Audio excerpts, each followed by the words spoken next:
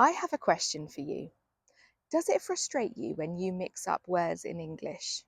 Because as a language learner myself, it really frustrates me. So today, just for you, I have composed a list of the 11 most commonly confused words in English. And this is based on my own experience through teaching and also what I hear on a daily basis. These are repeated mistakes. Now, before we go into these commonly confused words, I have produced a free study guide which goes alongside today's lesson, and it contains everything you need to know from this lesson, plus more.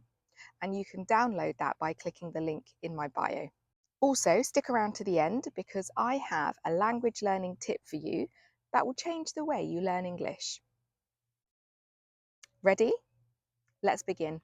Let's look at word pair number 1, make versus do. Now, make and do are really confusing for students because students usually use one word to describe all actions, whereas in English, these have separate meanings. Make. Now, this is used when creating or producing something. Do is used for actions, obligations, and tasks that do not involve creation. Grammar tip for make.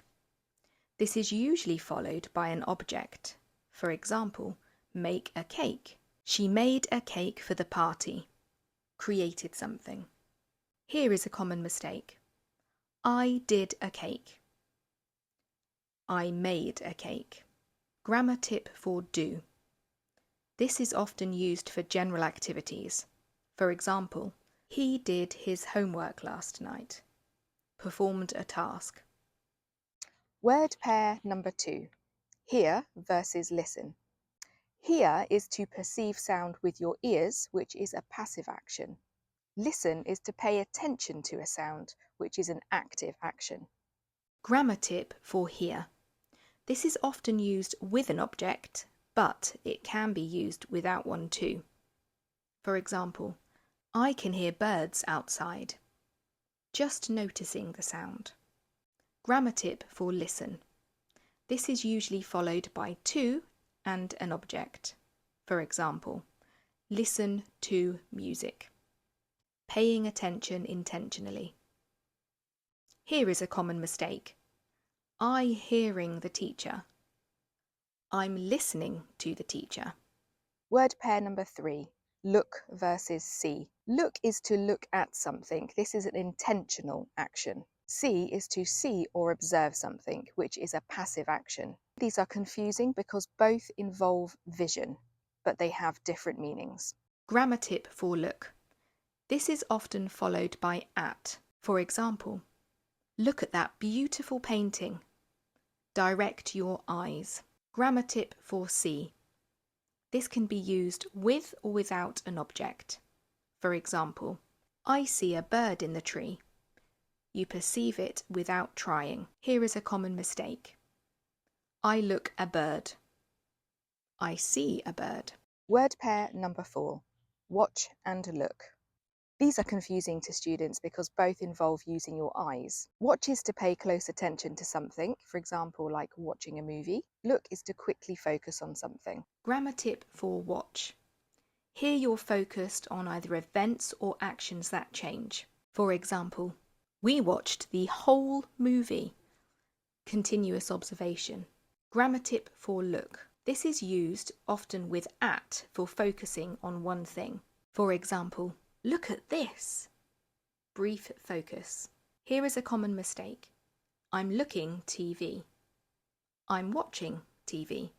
Word pair number 5, bring versus take. Now these can be confusing because both involve movement, but they have very different meanings. Bring is to move something towards the speaker, whereas take is to move something away from the speaker. Grammar tip for bring. Think of movement towards you. Bring something here. For example, can you bring me a glass of water? Towards the speaker. Grammar tip for take. Think of movement away from you. Take something there. For example, take this book back to the library. Away from the speaker.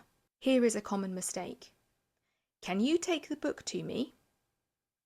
Can you bring the book to me? Word pair number 5. That versus what.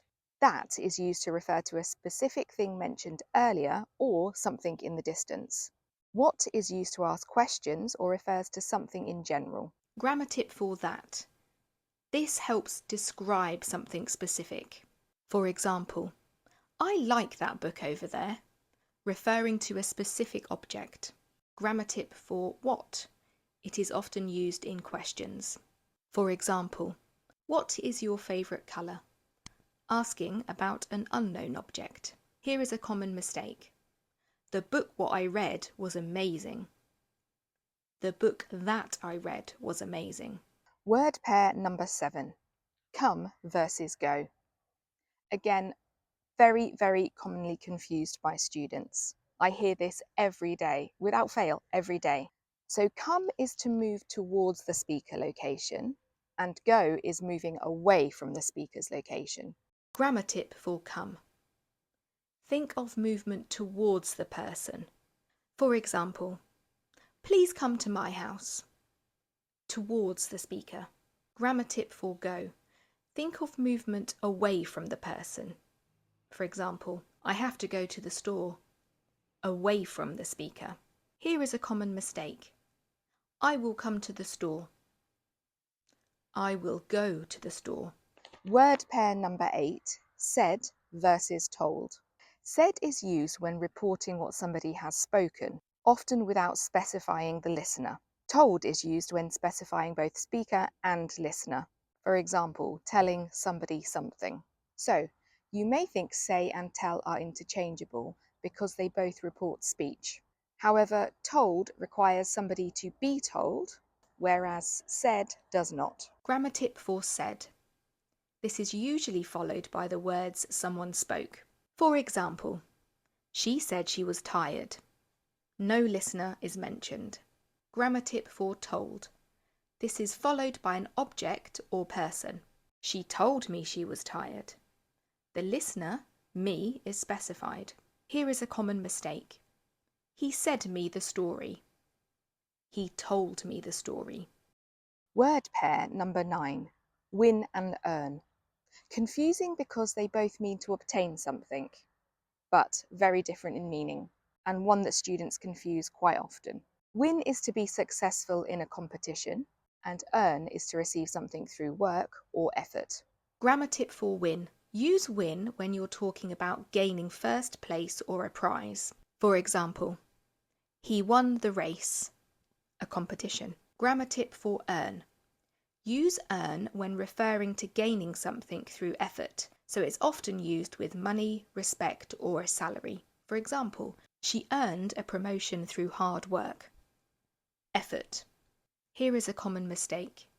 I win €1,500 per month. I earn €1,500 per month. Word pair number 10. Fun and funny. Funny means to cause laughter or amusement, and fun means enjoyable or entertaining. These are confusing because they're both relating to positive experiences. Grammar tip for fun.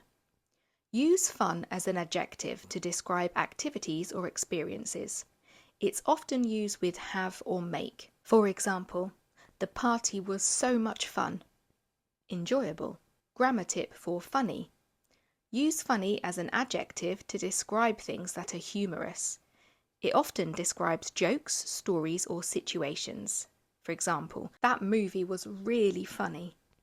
Made people laugh. Here is a common mistake. The party was funny. The party was fun. And finally, word pair number 11. Bring versus fetch. Bring is to carry something towards the speaker, and fetch is to go and get something and bring it back. Confusing because they both mean to retrieve an item. Grammar tip for bring. Use bring when moving something towards the speaker or another person. It is often used with the object being bought and the destination. For example, can you bring me that book? From nearby to the speaker. Grammar tip for fetch. Use fetch when the action involves retrieving something and bringing it back. It is often used with commands or requests. For example, The dog fetched the ball. The dog went and got it, then returned. Here is a common mistake. Please fetch the newspaper inside. Please bring the newspaper inside. And now for that top tip that I was telling you about earlier. Never translate directly from your own language into English. This will never work. In fact, it could even hinder your learning process. And here are a few reasons why. Number 1, different meanings. Translation can change the meaning of words. Number 2, grammar differences. Sentence rules vary, so direct translation can sound wrong. Number 3, slower thinking. Translating slows down your speaking. Number 4, no exact words. Some words don't match perfectly between languages. Number 5, better pronunciation.